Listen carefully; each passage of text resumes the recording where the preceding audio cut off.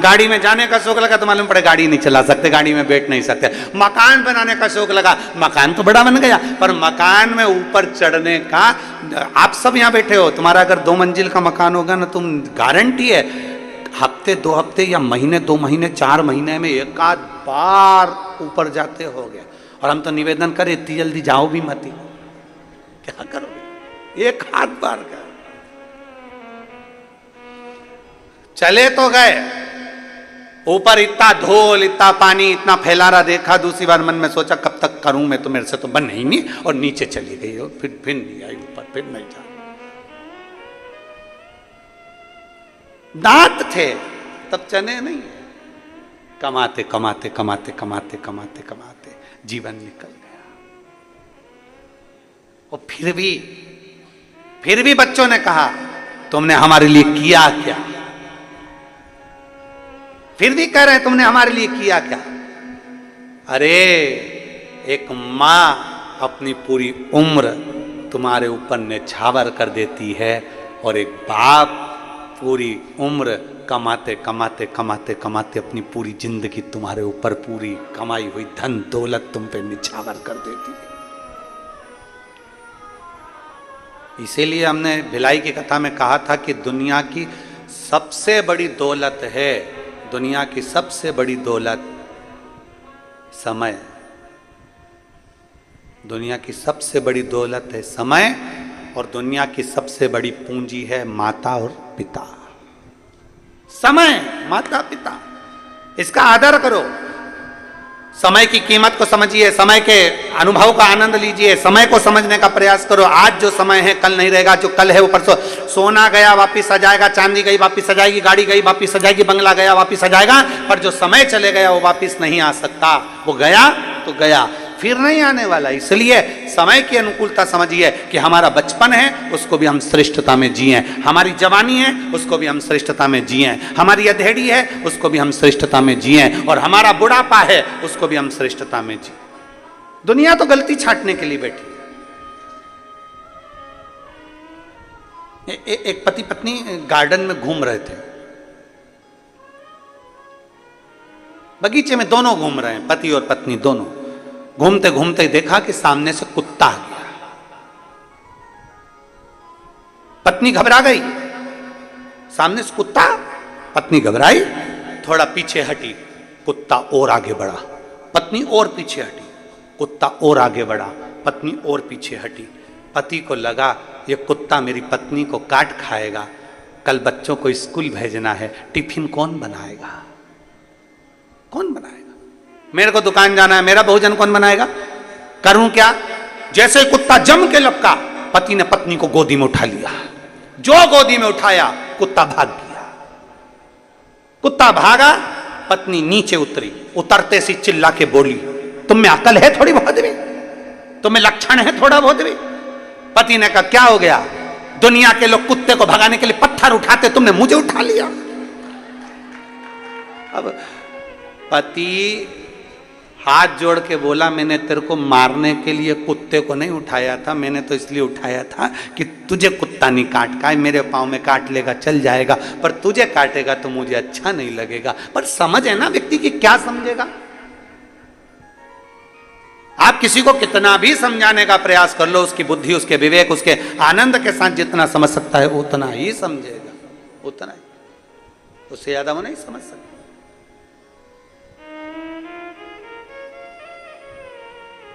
बहुत बहुत कठिन है। महाराज, ज्ञानी को समझाया जा सकता है, समझा सकते, अज्ञानी को समझाया जा सकता है।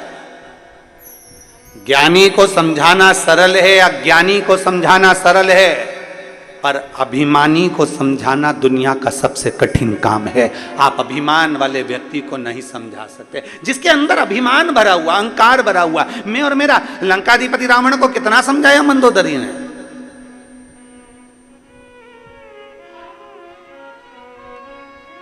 लंकाधिपति रावण को विभीषण ने समझाया, मंदोदरी ने समझाया स्वामी सीता जी को लौटा रहिए, स्वामी सीता जी को लौटा दीजिए, पर अभिमान भरा हुआ था भीतर, मैं और मेरा। मैं 10 आनंद, 10 ग्रीवा, हजारों हाथ। क्या समझती है मंदोदरी तुम मुझको? मंदोदरी बार बार समझाती है, नाथ तुम भले 1000 हाथ हो तुम्हारे, भले तुम्हारे 10 मुख हो, पर एक स्त्री पर स्त्री पर तुम्हारी जो दृष्टि पड़ी है ये पूरे कुल को डुबो देगी। कहते हैं पराया धन और पराई स्त्री पूरे जीवन को बर्बाद कर देती है, पूरे जीवन को बर्बाद कर देती है। पराया धन और पराई स्त्री पूरे जीवन को बर्बाद कर देती है। कितना सुंदर वर्णन आया है। एक संत, एक भगवान का भक्त निकल कर जा रहा था, उसके साथ उसकी पत्नी थी।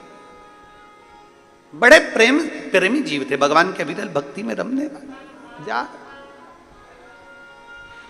भगवान शंकर का गुणगान करते करते जा रहे हैं, नमः शिवाय, ओम नमः शिवाय, नमः शिवाय, ओम नमः शिवाय, नमः शिवाय, ओम नमः शिवाय, नमः शिवाय, ओम नमः शिवाय, चले जा।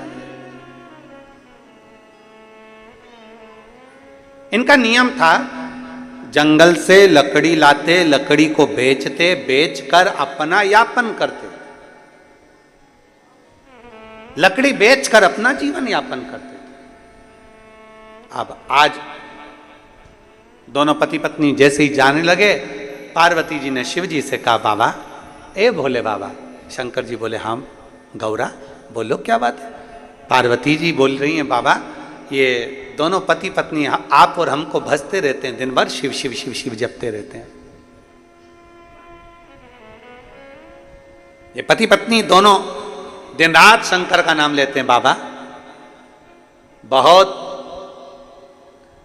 बहुत तकलीफ में, आप कृपा कर दो ना, इनको थोड़ा बहुत धन दे दीजिए ना, आपके कुबेर के खजाने में से, कुबेर के भंडार में से थोड़ा सा धन इनको दे दो।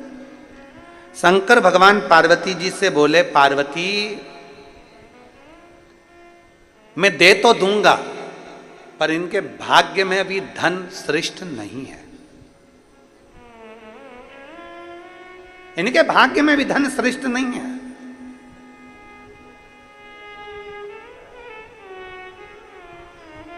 जिसका जितनी किस्मत में होता है, जब भाग्य में होता है तब प्राप्त होता है। जरा विचार करिएगा, कथा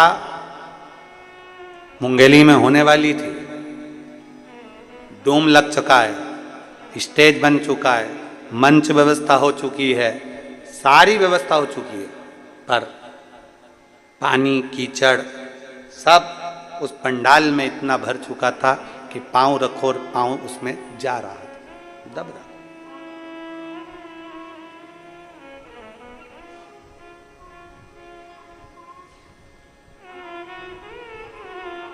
ऐसा नहीं है कि प्रशासन नहीं चाहता कि कार्यक्रम नहीं हो, अपने क्षेत्र में कार्यक्रम हो, ये तो प्रशासन भी चाहता है। क्षेत्र के चाहे कलेक्टर हो, एसपी हो, एसएसपी हो, कमिश्नर हो, आईजी हो, डीएसपी हो, एसडीएम हो, हर तहसीलदार हो, हर टीआई, सब चाहते हैं कि हमारे क्षेत्र में भी बाबा की कथा हो। ऐसा नहीं कि नहीं चाहते, पर उनका भी एक भाव होता है कि सुरक्षित हो, सुरक्षा पहले। क्योंकि देखा हुआ है, अभी भिलाई में जो कथा हुई है, भिलाई में 3 बार पहले कथा हो चुकी है, पर आपने देखा होगा ये जो चौथी कथा भिलाई में हुई, जो 3 कथा हुई है, उन कथा से भी ज्यादा भीड़, ज्यादा भक्त भिलाई की इस कथा में पहुंच गए, और इतने भक्त पहुंचे कि पूरी रोडों पर चारों तरफ भक्त भरे हुए थे।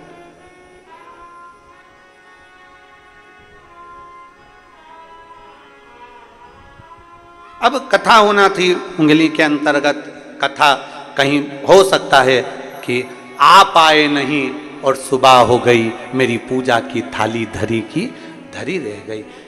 वो तराजू होता है ना, तराजू में एक इधर भी वजन रख के देखा जाता है, इधर का भार की इधर का भार। हमें तो लग रहा है छत्तीसगढ़ का कांटा यहाँ था और इधर भी भार देखा गया, तो हो सकता है तुमने पानी ज्यादा चढ़ाया होगा, तराजू इधर टप गया।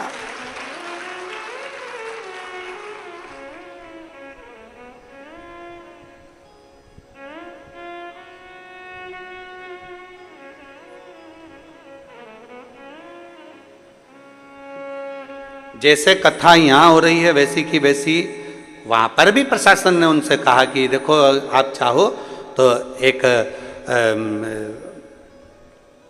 कोई स्टेट में कोई अच्छा ग्राउंड मिल जाए, ऐसा छोटा सा कोई हॉल मिल जाए जिसके अंदर आप ऑनलाइन करा सकते। और नहीं, हम कथा विशाल करा। और तुम समझदार थे, तुम बड़े चतुर थे, और तुम लोगों ने सोच लिया बिल्ली के भाग से चीटका टूटा है, मक्खन अपने ही भाग्य में आ जाए तो अच्छा है। ऐसा नहीं कि प्रशासन नहीं सोचता, कार्य के लिए सोचता है, पर सुरक्षित हो, सबकी रक्षा हो, सब श्रेष्ठता, सुरक्षा के साथ। इनकी किस्मत में नहीं है। भगवान शंकर कह रहे हैं पार्वती अगर मैं इसको सोना चांदी दे भी दूं, हीरे पन्ने दे दूं, पर इन दोनों पति पत्नी के भाग्य में नहीं। कैसे नहीं है प्रभु? बहुत साधारण है ये लोग, दे दो ना, थोड़ा सा धन दे दो ना। शंकर भगवान बोले ये दोनों पति पत्नी नहीं ले सकते, मुझे मेरा विश्वास कहता है शंकर की आराधना करने वाला, शंकर की उपासना करने वाला ये दूर रहता है, पर धन से भी दूर होगा और पर स्त्री से भी दूर होगा, नहीं ले सकते। पार्वती जी बोली मेरे को दो धन में तो क्या दो। पार्वती जी ने एक लाल कपड़े में थोड़ा सा आभूषण, माणिक मोती, सोना चांदी, हीरा पन्ना बांधा और रास्ते में डाल दिया। जहां रास्ते से ये दोनों जा रहे थे, दोनों अलमस्त होकर नमः शिवाय, ओम नमः शिवाय, नमः शिवाय, ओम नमः शिवाय, नमः शिवाय, ओम नमः शिवाय बोलते बोलते जा रहे थे। इतने में पति की दृष्टि उस धन पर पड़ गई। पत्नी थोड़ी पीछे थी, पति की दृष्टि पड़ी धन पर। पति ने देखा किसी का सामान गिर गया है, सोना चांदी। पति ने देखा पीछे पत्नी आ रही है, उसने तुरंत वहीं से मिट्टी हटाई और उस पे धन पे डाल दी।